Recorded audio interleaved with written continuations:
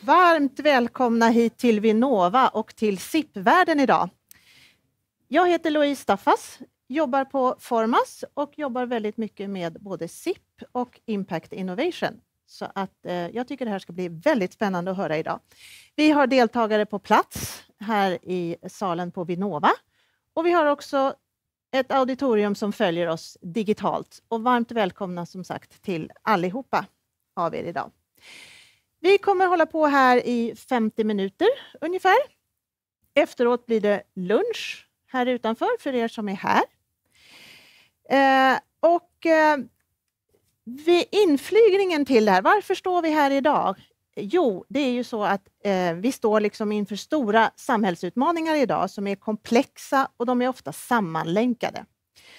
Och det gör ju att vi behöver lite nya sätt att tänka och arbeta, både de som jobbar i områdena och vi som jobbar som finansiärer i att skapa möjligheter för att lösa dem.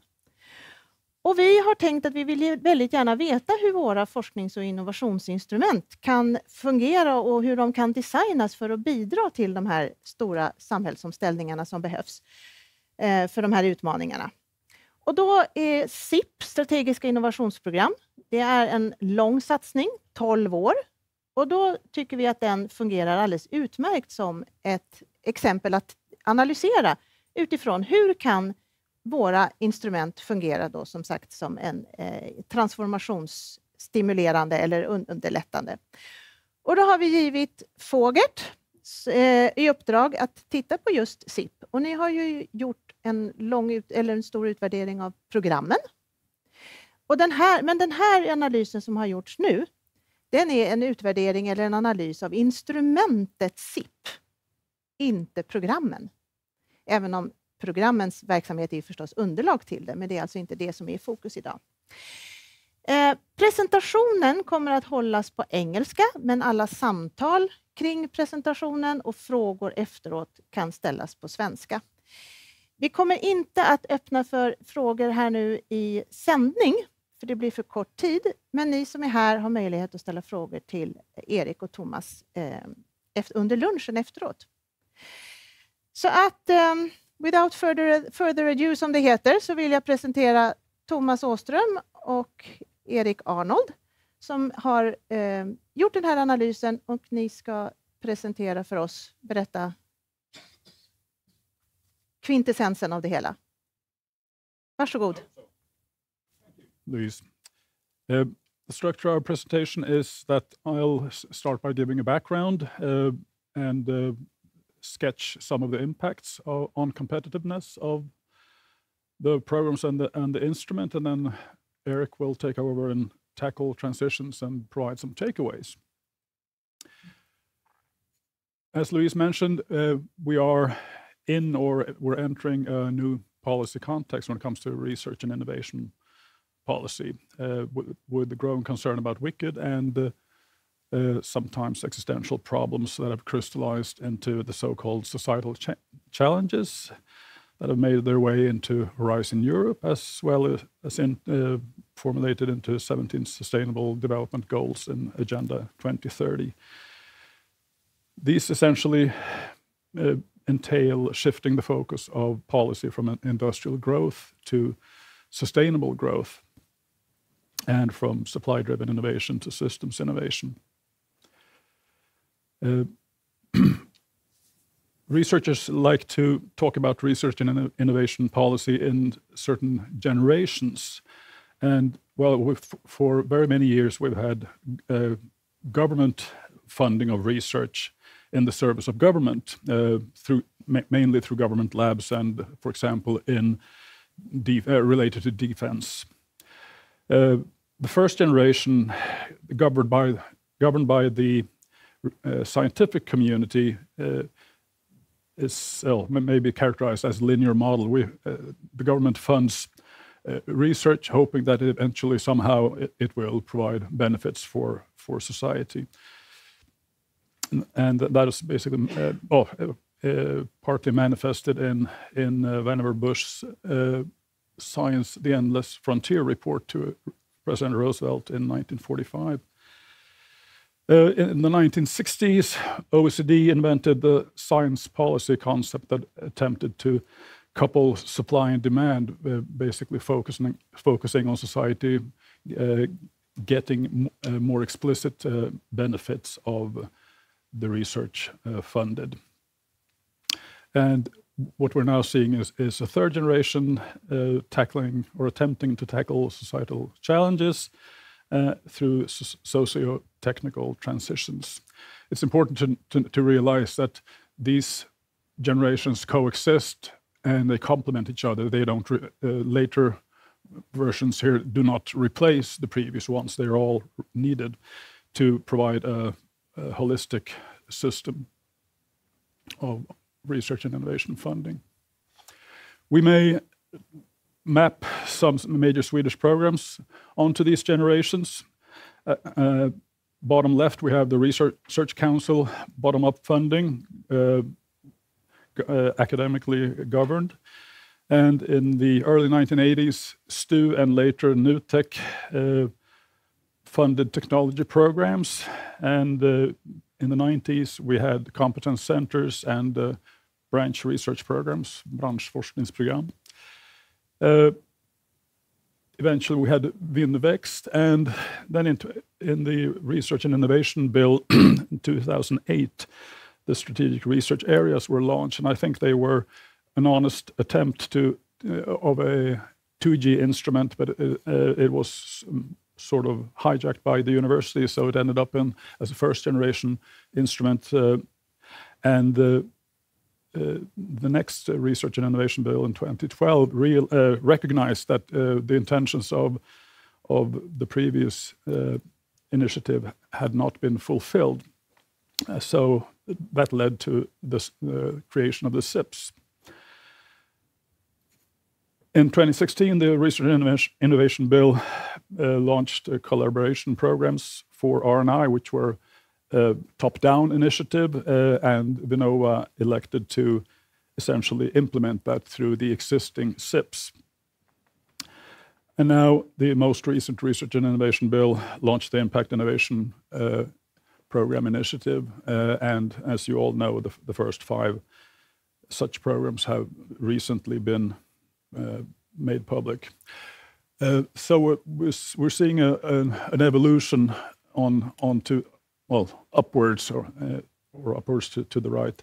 But perhaps maybe it looks like this with the SIPs, as we will argue for later, have gradually morphed into partly into a 3G instrument.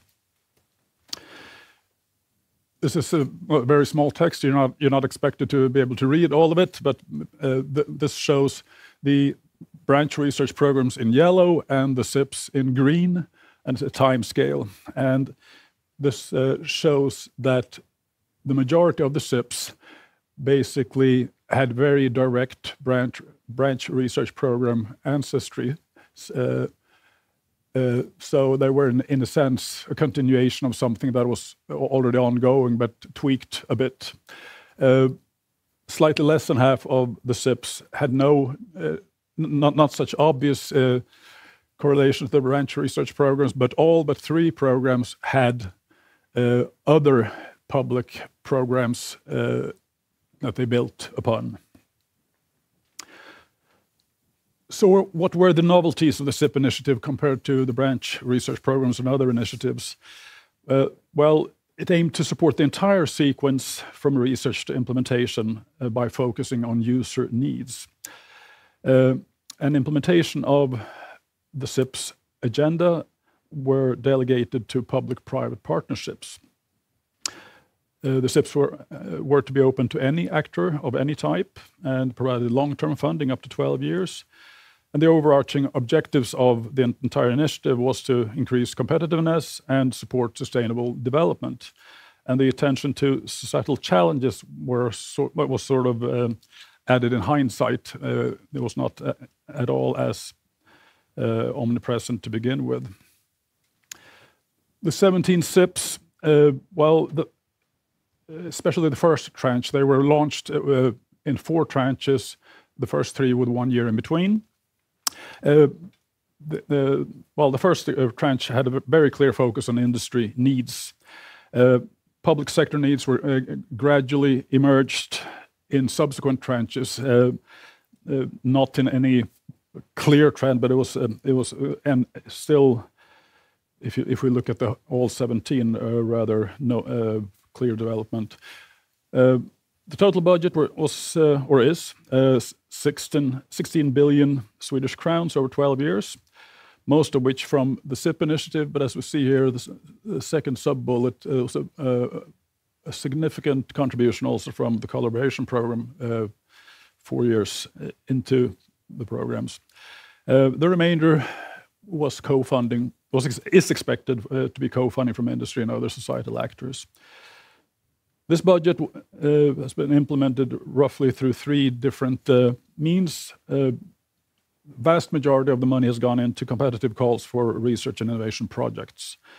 There have also been strategic projects which have not been competitive or open. They've been negotiated with the funders, and then all SIPs have had a coordination and complementary activities. And the 6-year evaluations that we build this presentation on were conducted in 19, 20, 21, and 23.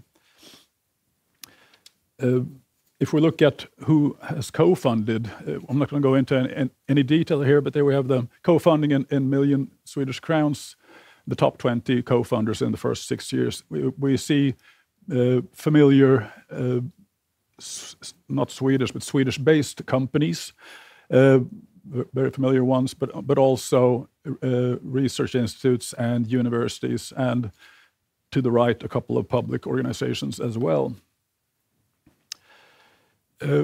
Talked about strategic projects. There is a trend, although it's not entirely clear, but subsequent tranches, or the SIPs of the subsequent tranches, they elected to have a larger share of strategic projects than the earlier ones, in an attempt probably to take greater control of the entire portfolio to achieve some directionality. We can see that the public funding recipients became more diversified over time. Note that tranche 4 is only 1 SIP, so it's not so shouldn't look too much on that column. But basically, we see increasing public funding going to companies and to public organizations who are basically the users of the instrument, and at the same time, much less funding going to R&D providers, which is our collective notation for institutes and higher education institutions, i.e. universities. The trend is even clearer for co-funding, where large companies were mostly very active in the first tranches, and SMEs and public organizations have become much more important with time. You can also look at the company co-funding by NACE group or SNE code. We see that manufacturing was almost 80% in the first tranche and 0 in the fourth. This doesn't mean that investments in manufacturing has become less important. It says just that much of industry already had 1 or several SIPs attending to their needs from the previous SIPs. So what about impacts on competitiveness? Very briefly, this shows survey results of project participants. The red bars are what they judge has already been achieved, and the purple is what expectations. And we see that the most common impact is another project. So this is a sequence of developmental steps. With public funding, or in third place, is in-house funded. A lot of demonstrators or prototypes have been realized, and both companies and public authorities have claimed that they have adopted more scientific working practices. And the remainder of the alternatives here are improvements or introduction of novelties one way or another. There is a progression in technology readiness level in all SIPs. This is according to companies. This should be taken with a grain of salt, but still we see that there is a progression of a couple of technology readiness level steps, and a couple of SIPs were very close to rather fundamental research, whereas others were more into or closer to innovation and implementation. When it comes to industrial and societal impacts, the SIPs have provided platforms for strategic dialogue among interested stakeholders, and this dialogue has resulted in long-term visions that are based on the stakeholders' needs. The societal objectives, as I already mentioned, they became more pronounced over time. And the SIPs have mobilized actors, many that have not participated in public programs before. They've addressed system-related weaknesses, increased the competitiveness of all types of actors, and they've offered generous long-term public funding. And the project results have laid the foundation for positive impacts on the competitiveness of both industry and nation, but rather few concrete impacts could be observed after 6 years, but expectations were high. There's also been tech transfer between sectors, including beyond the SIP's own networks. So there are spillover effects. In terms of systemic impacts, while 3 SIPs developed networks from scratch, the remainder developed existing networks based on previous public programs. And this resulted in, or has resulted in, defragmentation of Swedish research and innovation activities. And most relevant Swedish-based actors have participated in at least one SIP, many in several. And the concentration to incumbents that we see, that is a feature of the instrument's focus on user needs in areas of national strength in combination with competitive calls. And what we see is that companies and public authorities judge that they have developed more scientific working practices, while the R&D performers say that they have adapted theirs to better serve industry and the public sector. So they've sort of gotten closer to each other, merged into some kind of common understanding of each other's needs. The strategic projects have addressed system-related deficiencies and contributed to infrastructure investments. So that we see that the SIPs have contributed to research and innovation subsystems that are characterized by wide participation, relevance, quality, and efficiency.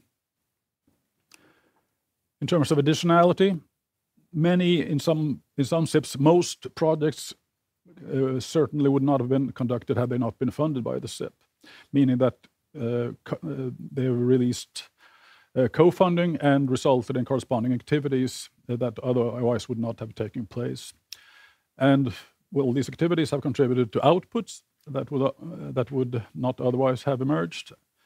And R&D performers that have received most of the public funding, they have become more competitive and attractive as partners. The national joining of forces has generated synergies that have increased productivity of the Swedish innovation system.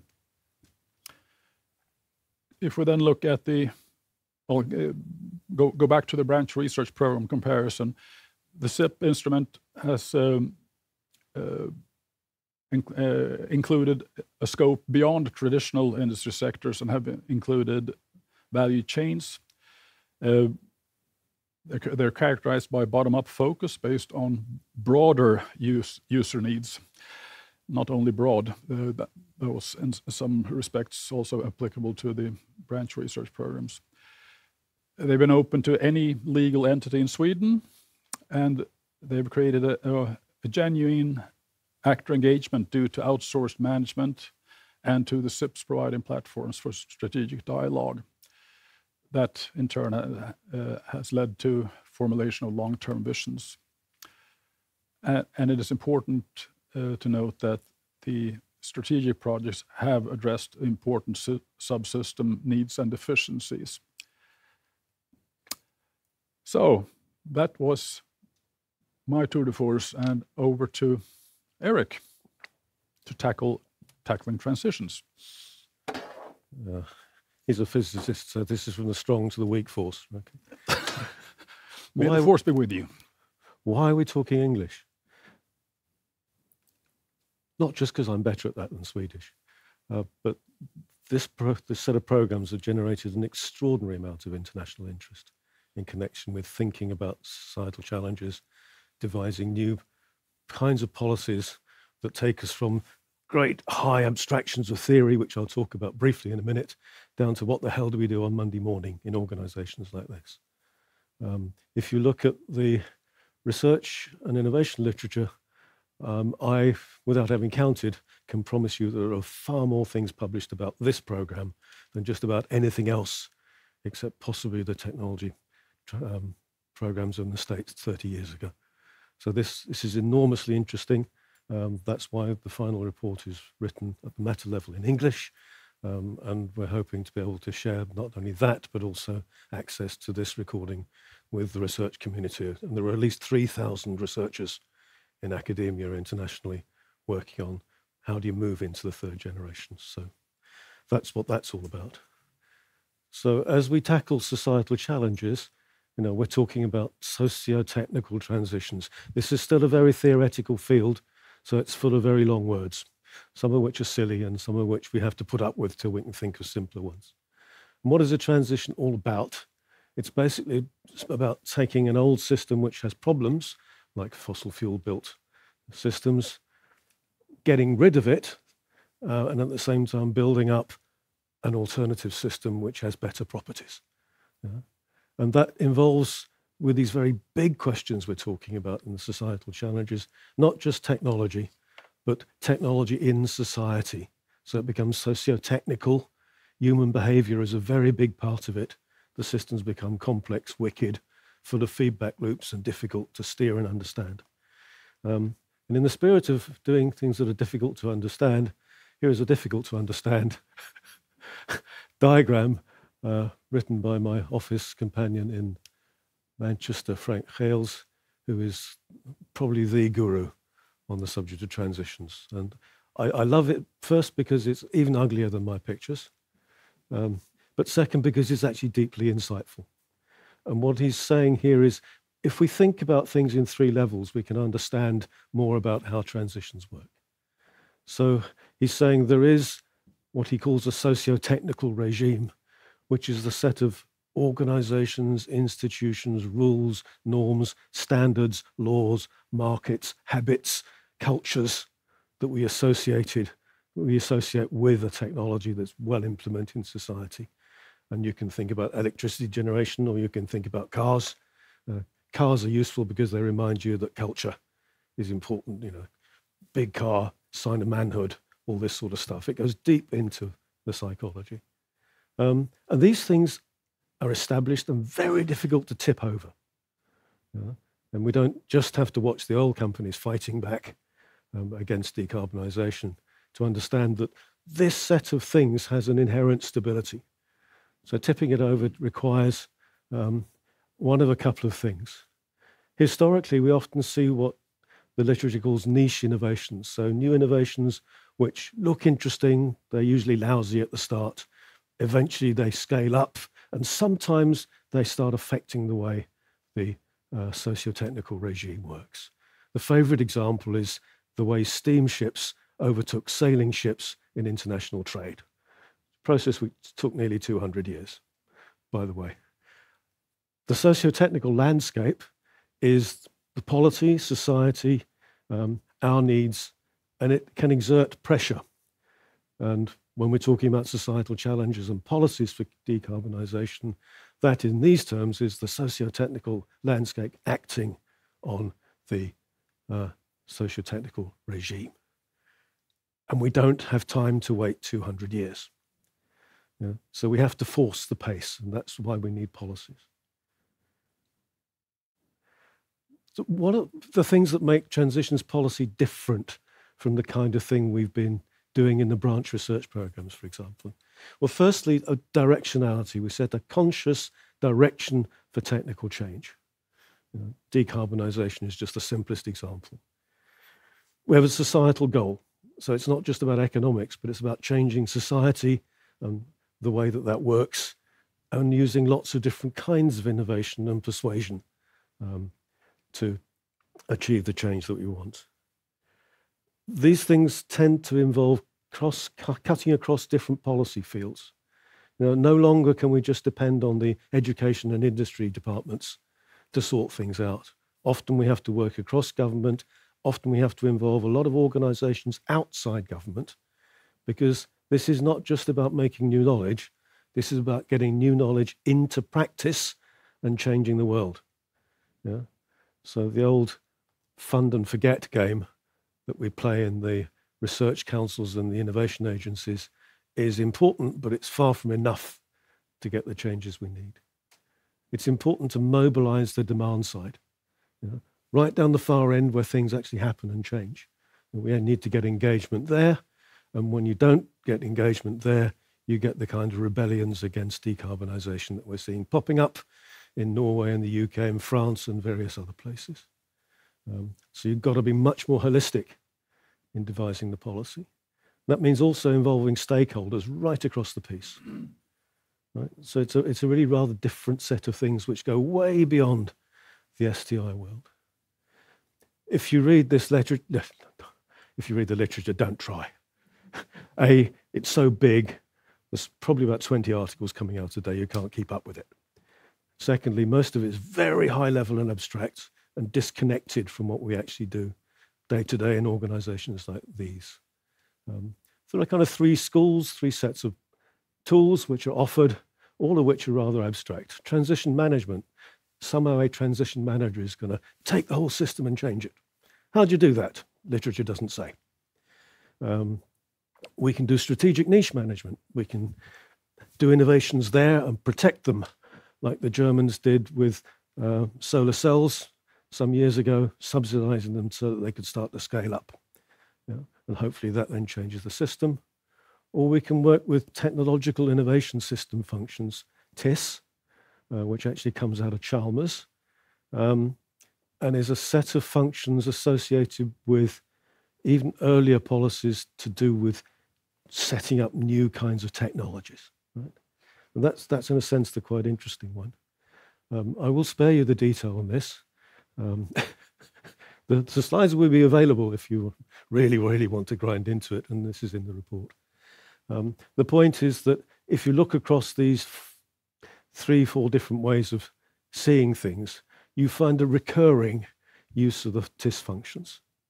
And I'll come back to those because we used those as a way to look at what the SIPs were doing in this journey from being branch research programs towards being something much more societal.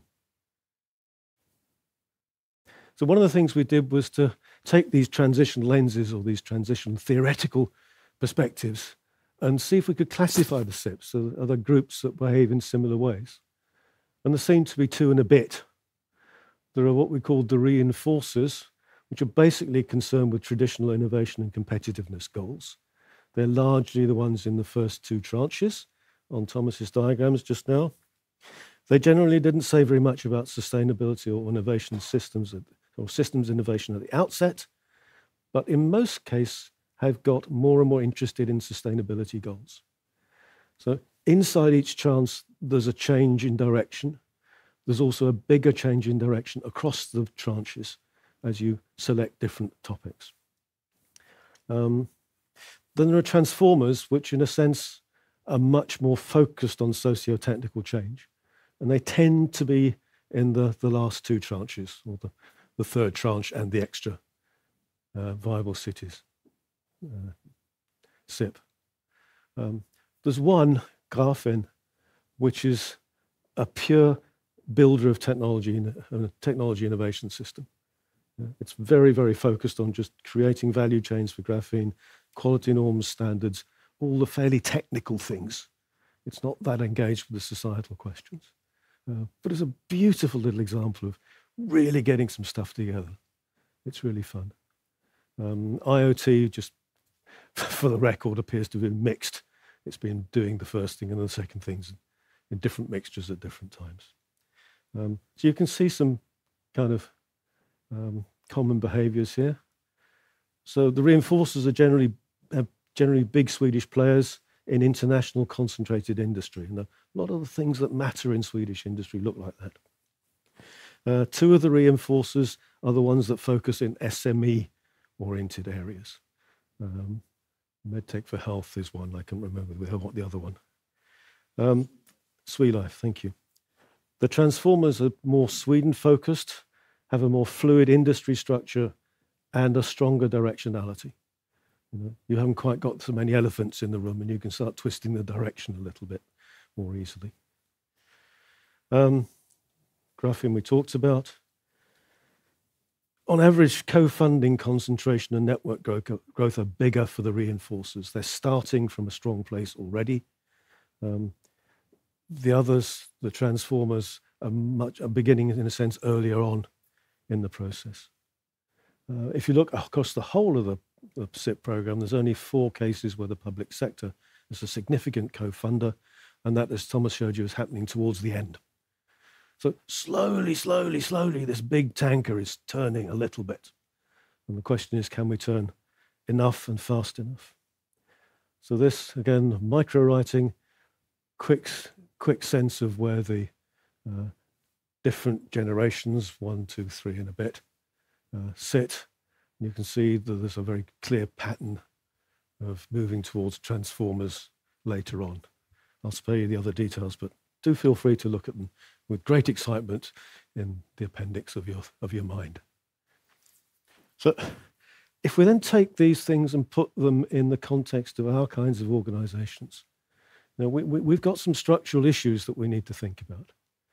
This is, an evaluation, and we should also, in program design, be very clear about our theories of change or our program logic. Yeah?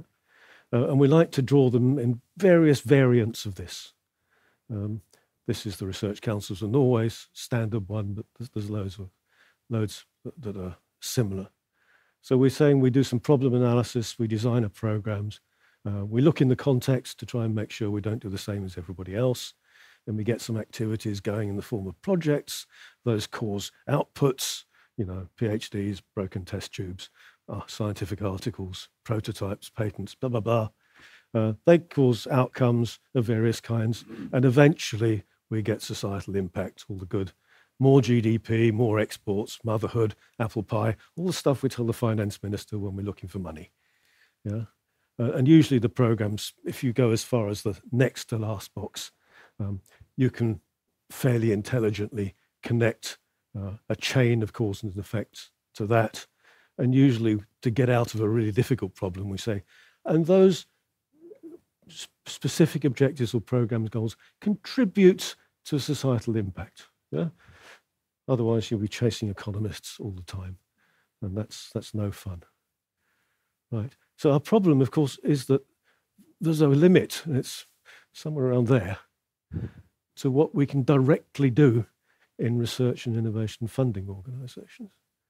So, and the SIPs need, if they're going to go in a transitional direction, they need to have much more influence over things that happen downstream.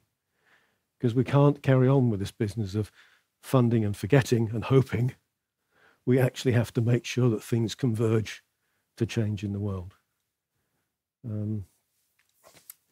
If we take these TIS functions and think, well, how legitimate are each of those for an organisation like the 3 funders of the SIPs to undertake? There are some things which are business as usual, knowledge development, diffusion. Other things like experimentation with technologies, markets, market formation, not really. Legitimation in the sense of arguing and it's important to make the change, up to a point. You see, there's a mixture. of things which are totally inside what you normally do and can do, and stuff which is really a bit ultra vires, outside your powers. And if you sum that up, you can see this in the sense, if you look at those TIS functions as we do in the report, how well do the SIPs collectively tackle them? There's some stuff that's already done terribly well, and this is the stuff that's familiar from 2G.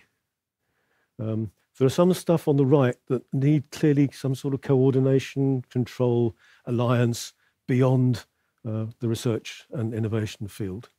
And that could be other parts of the state. It could also be other actors in society. Activating the coalitions of the willing, if you like, is important. I'm quite interested in the fact there's a number of things which are done in the SIPs, but which could be done more forcefully, even within the rules of the second generation, the kind of rules that we live with here. Setting priorities through debate internally, creating guiding visions so that instead of let lots of things go into the world and hopefully something good happens, we agree on where we want to converge. Building actor coalitions, they already do pretty well, and many of them are built on existing actor coalitions, but one can go further. In particular, one can move from organizations that are just interested to organizations willing to get off their backside and do stuff. We could be more active at policy and political levels. It is possible to agree more directionality inside something like a SIP. Some of them don't choose to, and that's their right, but there is potential in the instrument. And the other thing is horrible word reflexivity, which is basically saying, hey, this is long and complicated. If we just write a plan at the beginning, fire and forget, who knows where it'll end up? We've got to stay with it and monitor it and learn and then change the goals as we go along. Really annoys the economists. But this is real life, okay? So these are the kind of things that tell us there's a lot more potential in the SIP style of instrument. There's even more potential if we can find ways to go beyond that and involve more. So if we think about what reforms do we need to carry on with to improve competitiveness, the point Thomas made at the beginning, first and second generation instruments are still needed. Just because we're all excited and worried about sustainability doesn't mean we stop doing basic research. We'd be crazy. Equally, we need a lot of second generation instruments for technology development and also to keep industry interested to a considerable extent. So we really need to keep them folded in. The kind of public-private partnerships that the SIPs are can do interesting things within technology, mobilize new technological systems and value change, new actors, key emerging technologies that we've been handling in this organization and its predecessors, in the strategic foundation and so on. Those things can be tackled with pretty conventional instruments because they're purely technological. But the point is that this kind of PPP is not sufficient to tackle socio-technical transitions to the extent that we need to. Okay. So what do we need to in order to handle transitions better? Well, firstly, probably a more strength in the high-level governance. If you look at the long list of societal challenges, no country can do all of those. We're going to struggle with the world doing all of those. But a country really ought to be in a position to say, well, we're actually quite good at that one and not so good at those. We bring things to the party. We'll put our effort there and we'll deprioritize the others on the understanding that other countries will deal with those. And that makes sense because you build on strength. And revealing strength is one of the great things that the SIPs have done and their predecessor programs. If you want to go right back to the competence centers, they demonstrate where the coalitions of the capable and the willing are in the society. But we need to move on beyond that. We need to find ways of organizing and doing instrument designs that extend the scope of intervention beyond the second generation. We need horizontal mechanisms so we can handle integration of RDI and implementation across disciplines and across sectors in society. We need to build capacity and new processes, new functions in policy. We need to re-engineer some processes, including, if you remember that diagram from the Research Council of Norway of the logic, we need to start often from the right-hand side, not from the left. What's the problem? What's the solution look like? What do we do in order to get there? So we need to start thinking in a different way when we design things. And last but absolutely not least, increasing the space for non-government actors and no longer thinking that the state, the government, wonderful as they are, I spent my whole life working for them, that these are completely sufficient. Thank you very much for your attention.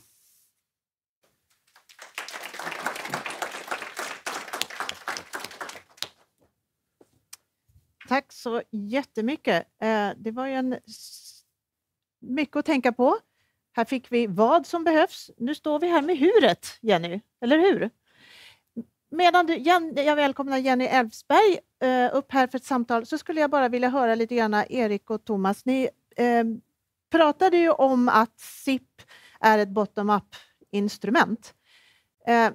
En kort reflektion. Ja, ni får gärna komma upp här så ni syns i bild också. Annars så vet man ju vem som pratar. Mycket av missions som formuleras annars internationellt kommer ju ganska mycket top-down när man vill ha stora förändringar. En kort reflektion av transformativa satsningar, top-down versus bottom-up.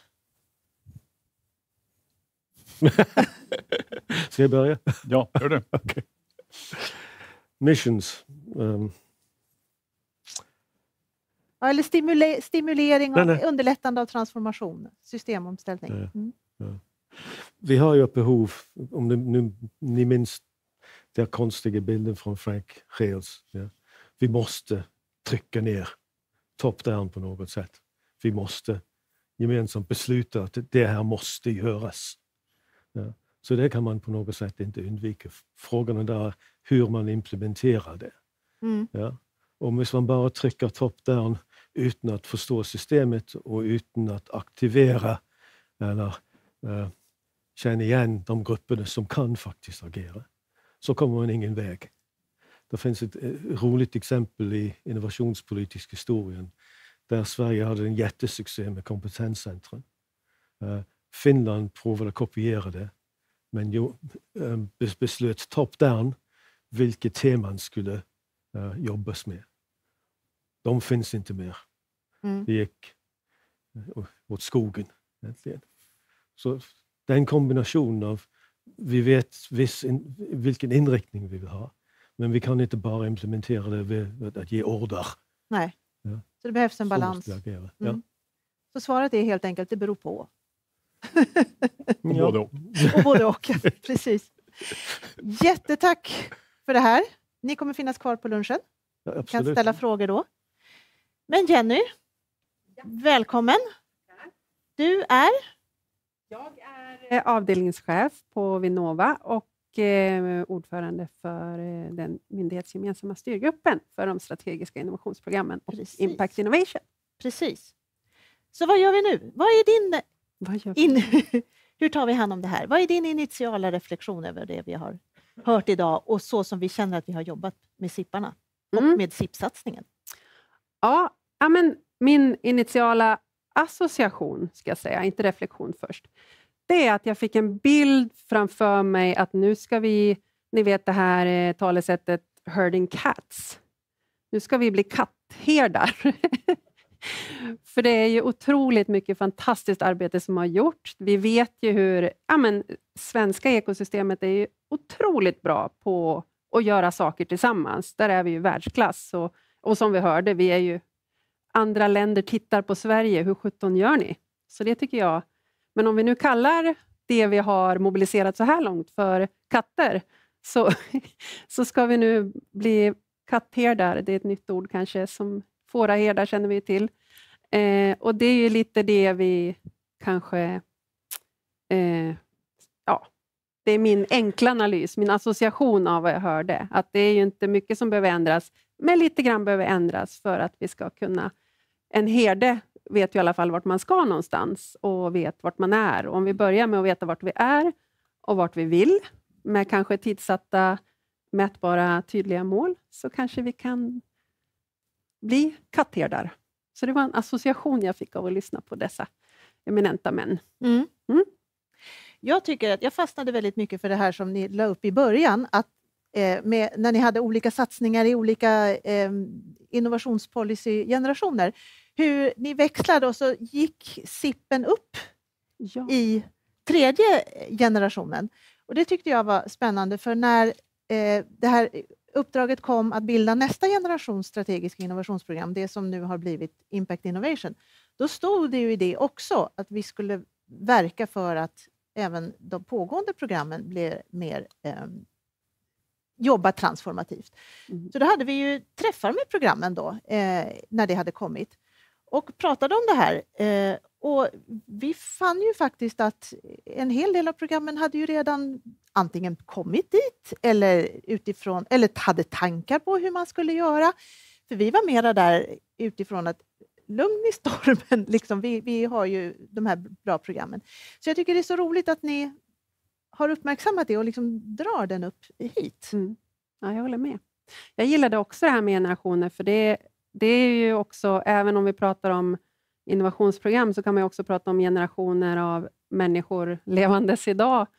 Att vi använder ju kunskaper och nätverk och förmågor från generationer för framtida generationers skull. Så det tänkte jag också, att det är ju inte så att man isolerat lever, i alla fall inte jag och mina tonåringar och mina föräldrar. Vi lever ju inte heller isolerat. På samma sätt så kommer ju inte befintliga strategiska innovationsprogram och inte påverka Impact Innovation. Så det är ju, generationer hjälps ju åt för framtida generationer. Och en del av sipparna håller ju nu på, de första håller på att fasa ur, men det finns ju flera som håller på fortfarande och har mycket både tid och pengar och kraft kvar. Så kan vi göra någonting, tycker du, från oss finansiärer för att underlätta det här transformativa ännu mera? Ja, men det är väl lite det att vi kan ju låta generationerna dra nytta av varandra, att vi använder styrkorna från de olika. Och då om vi tittar på Impact Innovation, där vi kliver in mer, där även vi myndigheter är en aktör som är med och påverkar och hjälper till. Och, ska vi förflytta regelverk, policies, ska vi knyta ihop, ska vi ta ett snabbare skalning? Alltså egentligen, vi gamla 90-tals gamers, vi tänker ju på need for speed. Det gäller ju alla oavsett generation av strategiska innovationsprogram. Men vi kan ju faktiskt gå in och hjälpa till där med det som vi kanske har varit mer passiva i, eller lite mer duktiga handläggare, kan vi vara lite mer också förändringsledare. Och sen så har vi ju en utmaning att jobba i det här för att kunna få till den här sociotechnical och alla de här aktörerna som ni säger behövs utöver. Vi kan ju bara locka till brunnen, vi kan pimpa den, vi kan göra vad vi liksom. Men sen måste ju faktiskt folk vilja, eller organisationer och parter vilja komma till den. Ja, men och det där tycker jag egentligen att det finns ändå någonting med att det är väldigt skönt i vår komfortzon, alltså det vi behärskar, det vi känner oss trygga med att prata om, det är ju en mänsklig, tack och lov, någonting som har vi överlevt av, och även kanske lite konformistiskt, i alla fall jag då, som är gammal ingenjör, har ju lättare att snacka med ingenjörer, inbillar jag mig. Men här måste vi kanske tillsammans förstå att det är nyfikenhet för det jag inte förstår, för då kan vi ju bygga på varandras kompetenser och komma längre. Jag tror vi egentligen pimpa brunnen, men också påminna om att du behöver inte vara rädd för att du inte kan det de andra kan, för du kommer med hjälpas åt. Och där har vi ju, titta på de 17 sipparna med all den kompetensen som finns där. Och så nu tar vi nästa steg med de 5 första programmen i Impact Innovation. Det är ju utbyta, det här är de verktygen jag behärskar, kunskapen jag kan, och se hur vi kan hjälpas åt framåt. Så vi kanske inte måste pimpa brunnen, vi kanske bara måste öppna dörrarna. Och vi har ju med den här långsiktiga satsningen fått en kontakt med aktörerna på ett sätt som mindre isolerade insatser, eller mindre och isolerade insatser, ger oss möjlighet till. Jag tror att vi har en utmaning rakt igenom vad som ska hända sen. Och det är hur jobbar vi med huret. Det tror jag. Det är lätt att säga varför. Det är lätt att säga vad som behöver hända. Där har vi ju eminenta forskare som vi har sett alster från här. Men hur gör vi då i praktiken? Och där finns det faktiskt bara ett enda svar. Vi får väl testa. Och det är väl som det heter, you can't win unless you're prepared to lose. Och vi hoppas att vi inte förlorar, och det har vi inte gjort. Men det krävs ju någonting för att vinna. Och med respekt för att de här systemen som vi har under historien byggt upp och som är svåra att ta sönder, det är ju för de har liksom kommit av en anledning och de har tjänat sitt syfte och i viss mån tjänar ett syfte fortfarande. Och därför är det ju, om alla vore överens om att det här var jättedåligt, då skulle det ju inte vara någonting att överkomma. Är det någon av er som har något absolut sista tillägg, någon sån här takeaway? Det finns väl en tendens hos forskningsfinansiärer till organizational forgetfulness, att det är stor omsättning på personal och man kanske inte tar tillvara de erfarenheter man har från äldre satsningar. Det är väl det vi delvis försöker påminna om här genom metautvärderingen. Att det finns en massa lärdomar och det är också farligt, tror jag, att fokusera på det som är mest kul nu, impact innovation kanske, och glömma bort att det där med 2G instruments behövs också. Att det inte bara kasta om till och fokusera på det roliga och nya, spännande. Nej, verkligen inte. Plus att vi har ju många andra satsningar och det får man inte tro att liksom impact och SIPparna är de enda. Det finns ju massor med områden där våra andra instrument passar bättre. Det finns kanske ingen one size fits all. Då fick vi den biten också, Jenny, att ta hand om. Väldigt bra. Hörrni? Mycket uppskattat. Stort tack för idag. Tack till Erik och Thomas för att ni kom och presenterade. Det är väldigt spännande. Vi ska ta vid det här. Hoppas att vi kan inkorporera det i det organisatoriska minnet. Tack till alla ni som kom. Tack till er som har följt idag på webben. Och därmed avslutar vi dagens event. Tack så jättemycket. Tack. Tack Louise.